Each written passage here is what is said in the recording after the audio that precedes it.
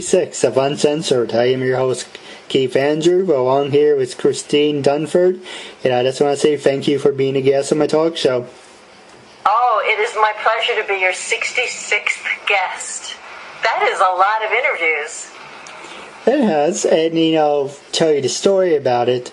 A year ago, I got up to 72, so if you looked at my LinkedIn, you would see 66, but then it jumps to 72. Long story short was, I did my talk show. Don't ask me why, it was a stupid thing on my part. It was just an audio conversation. No screen, you didn't see the person, it was just a conversation. And I thought it was okay at the time.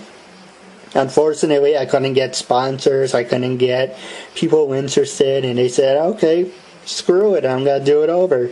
So now I'm back up, thanks to you, back to 66. And wow. It's going back to where I was a year ago. That's a lot of interviews. That's a nice body of work right there. 66 interviews, especially, uncensored, half hour roughly each. That's a lot of work. It is. Congratulations. I appreciate it. And if you ever know any friends or family members that want to be on the talk show, they're more than welcome to. That's great. Do you interview people from all different fields, like outside of entertainment industry, people who, have different professions? Well, a year ago, and I'm going to tell you the story, a year ago I started with just voiceovers. And it's like, well, it's okay with just doing voiceovers, but how about we do something more interesting? So now I interview people, like I said, still in voiceovers, but people who are CEOs, people who are models, people who are teasers. I basically talk to anyone who wants to have a normal conversation. Great. Wow. So basically, I thought it would be a good idea to keep it to the voiceover, but then it's like, no, screw it. If anyone's willing to be supportive and have a normal conversation, they're more than welcome to be on my talk show. Yeah, that's great. It's always fun to do. It's fun to have a conversation with somebody, and it's nice to sort of be part of somebody's body of work. I mean, that's just great. Your YouTube channel's great. Thank you. I looked at some of their interviews, and I like that you vary every time. You said that in the last interview. I like to do something a little different every time. Well, if you got any pictures or any outfits you like to show, or if you want to move the camera and show us where you live, or I like to make it different every time. But whatever. Sorry, right off the bat, I have show and tell for you. I'm going to tell you two things. One thing, let me see, here it is. Call of Duty. I mean, not Call of Duty. Oh my gosh, that's so bad. I'm saying the wrong thing. Infamous Second Son. Infamous Second Son Collector's Edition. This is the video game I just did that was released. The first version of it was released about 4 months ago, and we either just released or about to release an expansion pack. And this was a gift from the producers. It's collector's edition gear, and it was my favorite thing to work on this year. It was absolutely the most fun because we got to do. Usually if I do voice for video games, it's voiceover, but this is the first time that it did motion capture, where you wear that suit with the dots all over. Yeah, that's really cool. And they, for Avatar, and they capture you. You have a big helmet on, and it has a camera that kind of comes over the top here. 2 cameras here. They're like big metal antenna, and they do facial capture as well. So they get really close to sort of capture the emotional content of the scene. So it's really fun because it's just you, the other actor, the script, and then you don't have real props or costumes, or it's just pure acting in a way. There's nothing to get in the way of it. It was absolutely the most fun I had, and gamers are great, and game developers are possibly the only other people who care as much about character and backstory as actors do. Because anytime you talk to somebody who is a game creator, either animator or somebody who actually does the stories, they can tell you everything. about a character and what motivates them and what their backstory is and what their character history is and what their relationship with the other characters are. They really drill deep, and outside of actors, there aren't a lot of people who really love that kind of detail when it comes to characters. And so working with people like that, day after day on a game like this, where you're just doing scene after scene after scene with great actors, it was just the most fun I had all year. Absolutely my best, most favorite job. So that was show and tell number 1. And show and tell number 2. I don't know if you can see that because it's cellophane. There you go. So this is a piece of art by a woman named Jenny Parks. So I went to Comic-Con because I go every year. And if you go on professional night, the first night, they just have the special night where for 4 hours you can go in with your professional pass and you get to meet all of the artists. Matt Groening sits there and has a conversation with my son. Sergio Aragones, the guy who does all the, stuff for Mad Magazine, like really renowned, brilliant, gifted artists. And it's not very crowded, unlike most of the days at Comic-Con. So they're just there to talk to you. And it's just like this. They just want to have a conversation. They just want to meet people that appreciate their work and talk about what other people do. So I went by this woman's table, and she had every Marvel character into a cat. This, of course, is Thor. You can tell because of the hammer. And she just had the most fantastic kind of animal parodies of all kinds of action figures, and superheroes, and mythical figures. And it was just such a great example of the immense creativity. I mean, Comic-Con is so much fun for a lot of reasons, but I never walk away without being more impressed year after year by just how incredibly passionate and talented people are. Oh my gosh. So that I thought I'd offer show and tell. That was my way of trying to make the interview a little different. No, I appreciate it. Thank you. Now, So, have you been to the New York Comic-Con, or is it just California? I have not. Have you been? Not yet. Working on it. Maybe we can help each other out.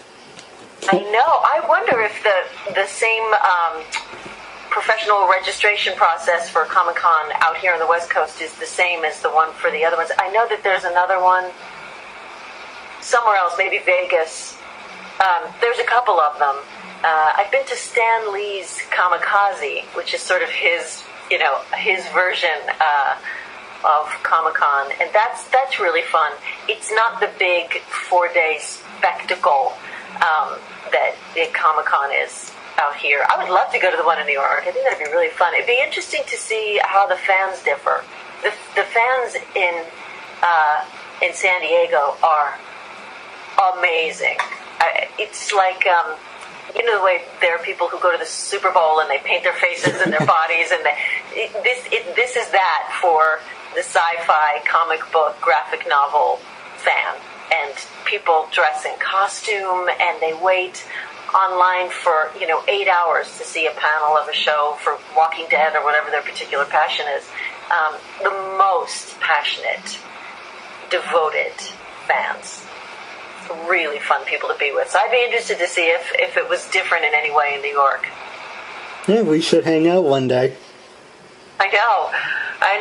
I haven't been back to New York in a long time. I grew up there, but my family moved up to Boston, so when we go back to the East Coast, we go see them. And I don't think I've been in Manhattan in probably 6-7 years. Kills me to say it, but yeah, I miss it. All right. Well, like I said, you can ask me anything you want, and then we're going to ask you a lot of easy questions. We're going to get back to the game in a little bit, but going back to what I usually ask people is, did you enjoy college? Were you a party animal, study nerd? I went to Juilliard, the Juilliard School, and you really can't be a party animal. I mean, not that we didn't have fun, but that's a really rigorous program. It's a conservatory, so we were in every day at 8 or 9 a.m., and then working all day in class and then rehearsing at night. So that was sort of my big, I don't know, that was my introduction to what discipline is and a rigorous life is. So I went to undergraduate school at SUNY Buffalo, and yes, I did have more fun there. But then once I went to Juilliard, I kind of battened down the hatches and got more focused and serious. All right. What about you? Well, I never got the chance to go to college, unfortunately. But the next question I was going to ask you, but I can answer it first. My high school was like I said, it's uncensored. You can curse if you want to. Basically, my high school was filled with backwards ass fucks. The most backwards ass people you can think of. You know, a lot stupid white trash people. A lot of rich people. It's basically, imagine a country club, but it was a high school. Oh. So, I always watched, The Breakfast Club, the 80s movies, and I said, this is a high school I want to go to. I want to do everything they're doing. Rich, snobby, basically, teachers catered to the rich kids because they had money. If they were a bunch of degenerates, like most of them were, they catered to them. And unfortunately, I had a learning disability. So basically, they just, pushed me along and I didn't learn shit. Unfortunately, that's the sad part about it. Yeah. Do you think that it's that way still? Do you think that there's been any kind of enlightenment or growth in terms of the way that people approach people with differing learning abilities? To be honest, your guess is as good as mine. Now, let's turn that question around on you. How was your high school experience, and do you think things changed for people like me? I went to a school in the Bronx. I grew up in the Bronx, and I went to the Bronx High School of Science, which I have to say, if you were at all different in any way, that was a really safe haven, because there was a lot. It was also the 70s. Oddly enough, it seems like if you go back in time, there was more tolerance for certain things. Do you know what I mean? How progress in different areas seems to lurch forward and then go back. So when I was going to high school in the 70s at Bronx Science, there was just a lot of tolerance. I think, a lot of people had sort of been ostracized for being different when they were in elementary school, because they cared, or they were quiet, or they were bookish, or whatever it was.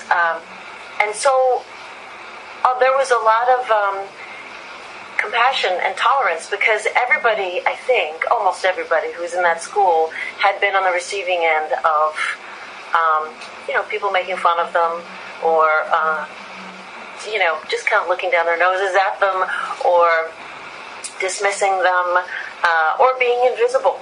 And I think that contributed a lot to the atmosphere at that high school, because it was a really safe place. And, for those years, 14 to 18, you're so vulnerable. You're changing a lot, and your opinion of the world is being shaped. And I just think there's something really special about a place like that. That was a really wonderful experience. I feel very, very fortunate. And I had, it was kind of the same thing, interestingly enough, different discipline, but the Juilliard School was very much the same, in as much as what made it incredible was the faculty. Faculty who just... they never sort of pushed anybody along, to use the phrase that you used. Like, they got in there with you. They knew you. And there were just a lot of meeting of minds and really good mentors. And, that, as I said, it's, the world of academia and science is very different from the world of theater arts. But people are driven by the same depth of passion. And the teachers I had at Bronx Science reminded me very much of the teachers I had at Juilliard. Like, they really knew you, and they knew what it was you wanted to do, and they knew what you were afraid of doing, and what you found challenging, and what you were intimidated by. And I don't know, it was incredibly remarkable. I mean, those experiences, I was so incredibly fortunate. Those were amazing schools. And I wish more schools were like that. I wish more teachers were supported so that they could be that way.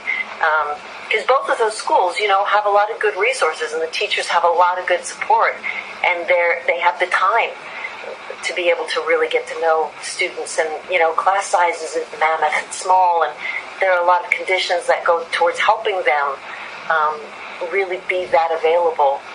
Boy, I'm so sorry to hear that your experience was so bad, because 14 to 18, I mean, your high school years, if that's hard, it just feels like you're being robbed, because there's so much potential in everybody in those years, and to think of people not being supported and not being just treasured and encouraged, it's just, it seems like such a loss, such a waste. Do you remember the school number? Because my dad worked in the Bronx too. He probably remembers Bronx Science. That's so funny. Yeah, you mean like the PS number? Yeah. Yeah, I don't know. I don't think Bronx Science had a number. Do you remember of a school named IS 125? Or ever? Yeah. That's where my dad worked. Is that on the west side? Is that like in Manhattan? IS 125, I think it was in the Bronx. I really don't know where it was.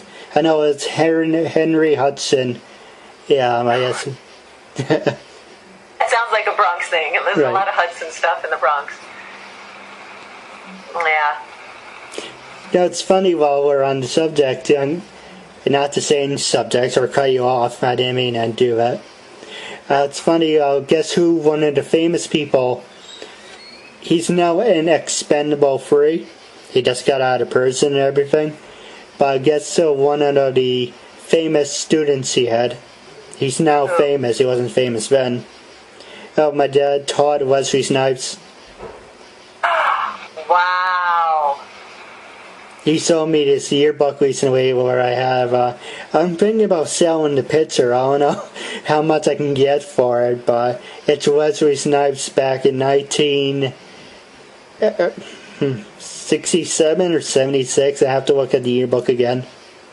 Wow. Well, it was probably 76, because I would guess that he's around my age, and I went to high school 75 to 79. So that would make sense. I love him. He's such a good actor. And guess what else? Around the corner, guess who else went to her? Not to my dad's school, but he knew of her about going to the different school. Well, it was, I think it was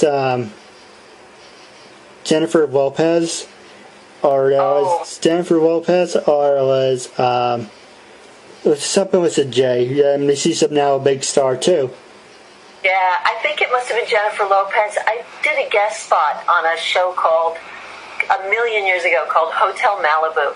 And it was one of her first jobs. She was a series regular, and I think she played a waitress in this hotel. And she wasn't famous yet, but she was just, really wonderful, warm, lovely, and gorgeous. And we got in a conversation about being from the Bronx, and I think she either went to St. Benedict's or Holy Family, but she went to an elementary school, Catholic school, with half of the people whose older brothers and sisters went to school with me. And we talked about the neighborhood, and we actually grew up blocks away from each other. I'm probably 10 years older than she is, but, we were just, oh my God, you know that pizza place? Yes! Oh my God, you know that park? Yes! And it was so nice on a Hollywood set to meet somebody else from the Bronx. There's not a lot of us.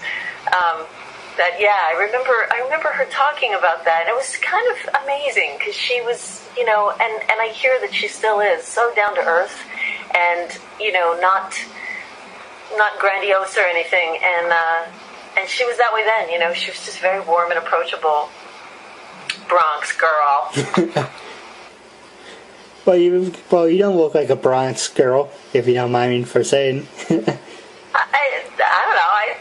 There are a lot of different kind of people in the Bronx, you know. I mean, I lived there my whole life, and until I went to college, and then my parents still lived there after I went to college.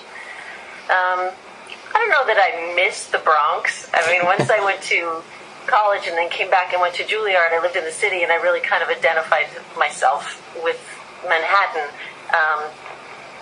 But there are things about the Bronx. You know, there's some amazing Italian food. There's amazing pizza. The bagels can't be beat. I mean, there are things about the Bronx that are pretty great. It's funny we should be talking about this because my parents were born. Well, can't remember exactly where my mom was born. I think it was the Bronx, but my dad was born and raised in the Bronx too. Really? Yeah. Does he have an accent? No, I wished, but no, none of us have one. Yeah, it's interesting. My parents had thick accents. My accent was sort of thick, but when I went to Juilliard, you know, we spent a lot of time in diction and speech, and I kind of lost it. But I remember for a long time, if I would talk to somebody from the Bronx, or if I would talk to my mother on the phone, after about 5 minutes, I'd start to talk like that again. You pick it up. It just is one of those things that sort of, it stays in your head, and it gets resuscitated when you talk to somebody from there. Do you miss it? Or I know you just brought it up, but do you miss it a little bit? The good times? Yeah. I mean, yeah, I do. But I really miss Manhattan. Although it's interesting. I mean, I haven't lived there since 91. I moved out here to do a series in 91. And it changed so much, Manhattan. I mean, when I was growing up, my grandmother had a little apartment on Christopher Street, and I used to go down there all the time, and every store was owned by somebody else. There were no chain stores.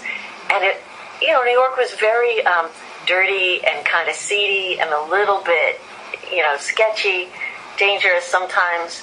But it was so unique and interesting. And then in later years, after I went to college and then moved back, when I was going to Juilliard, it was suddenly block by block, every street started getting taken over, and it was like a Barnes & Noble, Gap, Starbucks, Barnes & Noble, Gap, Starbucks, and all of those great little stores, even downtown in the Village, like these great little mom and pop shops owned by the same people for 50 years, they just closed and, were taken over by Restoration Hardware or, whoever. So I miss the New York that I knew. I don't know that it exists so much anymore because it's changed so much. Well, do you get into the city a lot? Do you live in Manhattan or nearby? No, I'm near West Point, near Woodbury Commons. Gotcha. Do you get into the city? When I need to, but I wish I went there more. But yeah. I'm more of a suburbs person. Yeah. Because we're talking... No, sorry, I didn't mean to interrupt. Okay, I was going to ask if you grew up in an apartment or a house. Oh, a house. You did. It's funny, I lived in apartments my whole life until I moved to Los Angeles, and I never thought I would live in a house. I just thought, no, I like having neighbors nearby, and I have no interest. And now living in a house, I can't imagine really going back to living in an apartment. It's so funny how you change, what you're used to changes. No, I agree with you. My parents grew up in apartments. My dad says, if I sell this house, I don't want an apartment because if you don't like your neighbor next to you, or on the other side, or above you, underneath you, and you can't really do anything, I like having my own space.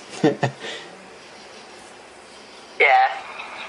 But I wish I was more city-oriented. I said to my dad, I wish I went to his school he worked in. It was mostly black and Latino, a little Asian, but it was mixed. I said, I would rather go to that school because I know you, and I said it's in my last interview, but I came off kind of racist, but I didn't mean it for it. But I said I would rather go to that school because you appreciate things more. And I went to this backward school where basically if you had money, you can do whatever you want.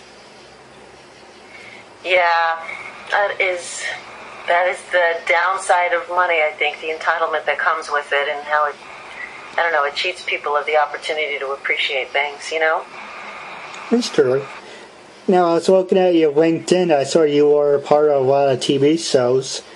What were your favorites, and what were your not-so-favorites? My favorites were the ones that I did as a series, because it's really nice to be able to go week after week and just, you know, be playing the same character. And that's a really nice lifestyle for an actor, especially because I did, the series that I did were sitcoms.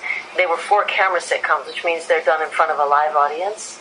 And if you're trained in the theater, you know, there's something really wonderful and addictive about working with a live audience. And it was just a really wonderful lifestyle, because we'd rehearse 4 days a week, and then the 5th day we'd sort of run through, do dress rehearsal, and then we'd get to do basically a play.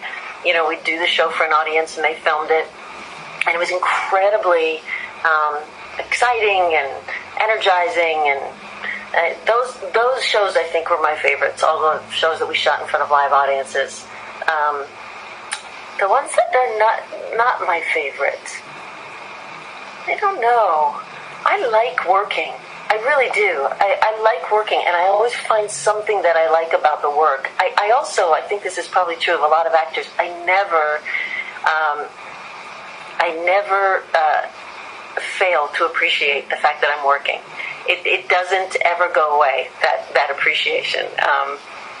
It really doesn't. I always appreciate the fact that I'm working, and I'm lucky enough to do what I love. So I really, really find a way to find something, even if it's a difficult script or it's difficult people.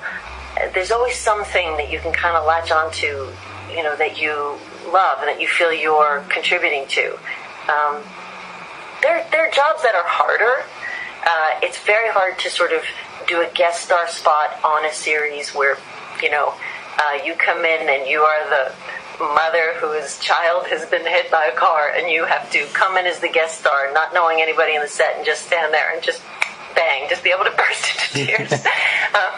You know, that's hard, because when, especially for dramas, you know, there's not a lot of rehearsal time. You're just blocking and shooting, and so you really have to kind of come in with your performance ready. So there's not as much process. You don't get to spend as much time sort of working on the scene, developing it with the other actors or the director. So that's hard. But still, you know, I love it when I get those jobs, because I just don't take it for granted, you know. All right. So I see you were part of, what was it, Seinfeld? Yes. That was a great show to work on. I did 2 episodes, actually, as 2 different characters, which was a really interesting thing. The first season, I played an old girlfriend of George's who I had been a performance artist, and he came to my performance art, and I humiliated him by spilling chocolate syrup all over his red shirt, and he never got over it. So years later, I'm friends with Elaine, and I'm pregnant, and I force Elaine, I intimidate her into giving me a baby shower in Jerry's apartment. And George finds out, and he wants to come and confront me, and he wears the 20-year-old red shirt with the chocolate syrup stains. And so I had a black wig, and I was, you know, they gave me a big pregnancy pad. And then, like, 3 years later, and the show was doing really well by then. It was a very different kind of atmosphere. I knew the writers, and they wrote this part for this kind of Eurotrash sales lady in this clothing store. And they asked me to come in and do this character that I had actually kind of written for a one-person show, this kind of Eurotrashy supermodel with a really weird, indistinct accent that you couldn't tell where she was from. And so I did that, and I sold George a horrible suit that made noise when he walked. I like the soup Nazi. Oh, that was brilliant. I have to say, too, like, talk about, you know, great working circumstances. They were the loveliest group of people. every single one of them. And still, sometimes I'll see, like, Julia Louis-Dreyfus literally in the grocery store in my town, and she'll sort of, hey, how you doing? She remembers everybody that was on the show. She's so approachable and normal, warm, and I think they kind of had that thing, too, where they never forgot how lucky they were. Because that show was back in the days where people had 35, 40 share of an audience. The next day they'd come up with the Nielsen numbers and half of America tuned in. It wasn't the fractured TV landscape that it is now, where if you get a 2% of the audience share, it's considered a good thing. They would get, half of America watching them all at once. They had such massive success, and they were so nice. They're just the nicest people. Except for that one guy who went on a rant. Yeah, I don't know what happened there. He was a really nice, sweet, humble guy when I did the show, and I don't know what happened in the years after that. It's really unfortunate. Yeah, that was bad. Shit happens. Yeah, that was bad, though. That was really bad. What about with your time on Crossing Jordan and Without a Trace? Actually, I miss Without a Trace. That was a good show. Yeah, I agree. And that wonderful British actress, Marianne, I forget her last name. She was, oh God, they just had great actors on that show. I guess there's just a shelf life, those procedurals, especially those crime dramas or the medical drama. There's just so long that they can sort of, there's a shelf life, and they get their 6, 7, 8 seasons, and it starts to get old. But that was also a nice show to work on. Marianne Jean-Baptiste, that's her name. She was wonderful in that show. Yeah, I like some of those dramas. What about Raising the Bar and War and Order? Oh gosh, Raising the Bar was a TNT show. It's funny you mentioned Law and Order. I think Law and Order LA, I just did like 2 years ago, right? That was one season. But my very first job out of Juilliard, my first job on camera, was the New York Law and Order. It was in its first year. It was the very beginning of the dynasty of all those Law and Orders, and it was the first one. I think I had 4 lines. I played a reporter outside a courtroom scene or something. But it was funny to have done 2 of them. One at the very beginning of the franchise, and then one, way towards the end. Who knows how long that one's going to last? Do you prefer to watch comedy or drama? Both. You like both?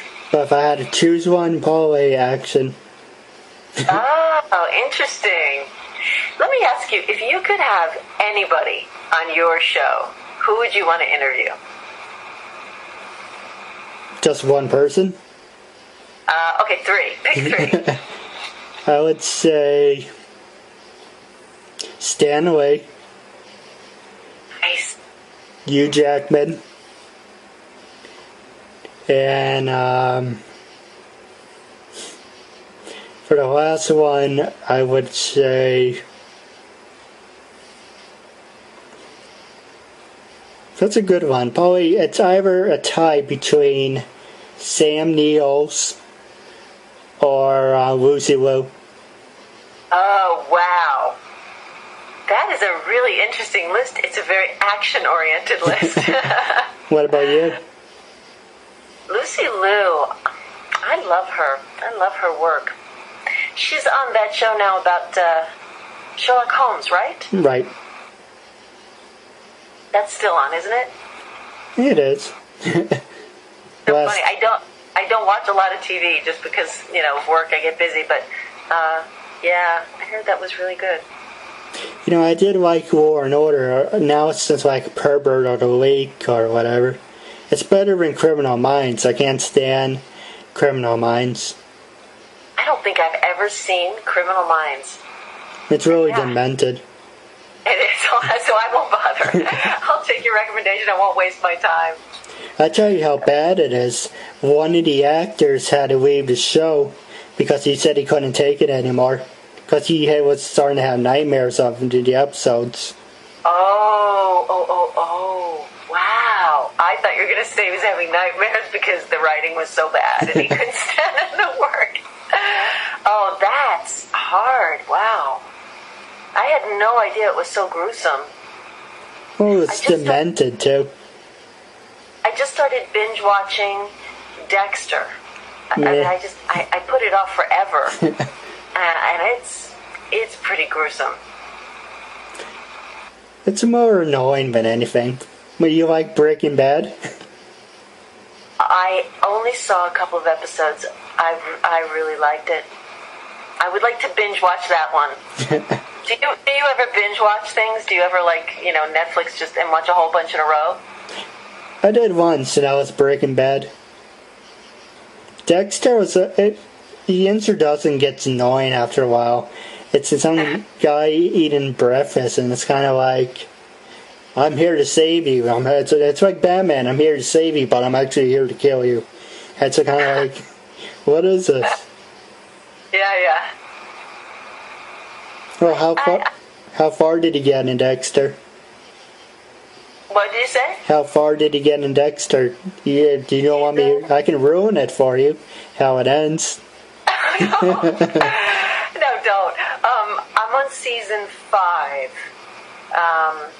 and my interest is beginning to wane. I'm starting to get a little bit tired, but the performances are just so good. I think the woman who plays the sister is just so good, and he's great. Michael C. Hall is great. Do you watch The Walking Dead? No, I can't stand zombies. Really? All zombies or just Walking Dead? And since I was never a zombie person. Some people are zombie people, some people are vampire people, some people are werewolf people. Actually, it's funny you mentioned vampires. Steve, did you like Being Human? The good one, not the shitty one. Being Human. Didn't watch it. I actually had to pause for a second to remember, if I'd seen an ad for it or something. I'd never watched it. Was it good or not good? Let's see. The vampire was Sam Wentworth. He was also Doomsday on Smallville. That was also a good show. Oh. Megan, there's Sally, a real name Megan, and she was a newcomer. And Josh, who was the vampire, correction, wasn't a vampire, he was a werewolf. He was in Superman Returns. Oh. It was a good show. It was better than the British one. The British one was just terrible. Really? It started off good, but when they killed Aiden in the British one, and they just brought in new people, it was just terrible. My favorite thing to binge watch so far has been The Wire. I started watching that, and I could not stop. It was like I would stay up, until 2 o'clock in the morning, or the Valyria. I could not. One would end, and I'd be like, just one more. That was so well written. I just could not stop watching that. What about, do you like... it gets annoying after a while, but do you like House of Cards? Love it. Love it. I love the writing. That's one of those shows, too, where every element of it is so well done. The music is perfect. The lighting is perfect. The editing is beautiful. The writing is beautiful. The acting is beautiful. The mood, the direction. There's just a consistency in terms of the tone of it, the look of it. I think it's fantastic. I can't believe I have to wait until, March, to see the next part of it. I hate that. Oh, I can't believe I have to wait until October for Walking Dead. I'm a big Walking Dead fan. I like that show. So, it's hard. It's hard to wait. Do you have any, wrapping up, do you have any funny stories you'd like to share from over the years or from acting? Funny stories. Oh, God. I actually have a great story. It's not really funny, but it's a great story. I was just telling it to somebody the other night, actually, which is why it's on my brain, because it's kind of old. But it really speaks to, I think, the best part of people's human nature, You know how we were saying before, like, money makes people entitled and it changes them. And okay, so sometimes the opposite happens, and you see the most beautiful part of people. So my husband was working on the Drew Carey show as an executive and for the network. And the Drew Carey show, when it started, the comedy, the one with Ryan Stiles and Diedrich Bader, it did really well right out of the gate. So at Christmas, Drew Carey was given a beautiful little sports car as a gift from the network. And he called all of the production assistants together. These are the guys who, you know, run scripts to people's houses at 2 o'clock in the morning and get coffee. They're the hardest working people. And he got all of them together, and he said, "Who's got the worst car?" And everybody pointed at this one guy, because apparently he had a car, and the car had no roof. They were like, "Yeah, his has a big hole in the roof." And he gave him the keys to his car, because he'd gotten this gift card from the network, so he was like, "Here." You know, he had just bought himself a car that fall when the series got picked up, and he gave the keys to this kid, and he's like, "Well, now you got a good car."